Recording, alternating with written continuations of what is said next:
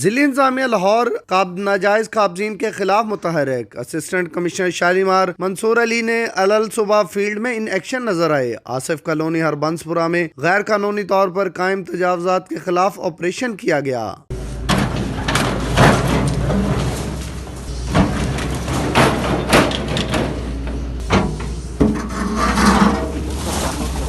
गैर कानूनी तौर पर जेर तमीर बिल्डिंग्स को गिरा दिया गया। बजरिया भारी मशीनरी तामीरात को गिराया गया। 6 कनाल सरकारी जमीन को वागजार करवा लिया गया। जमीन की कुल मालियत 80 मिलियन बनती है। सरकारी जमीन पर कब्जा करने की हरगिज इजाजत नहीं है। DC लाहौर मुदस्सर रियाज ने सरकारी जमीन को नाजायज काबजीन से वागजार करवाने की हदायत जारी कर रखी है। शाहिद रजा, आवाज उर्दू न्यूज, लाहौर।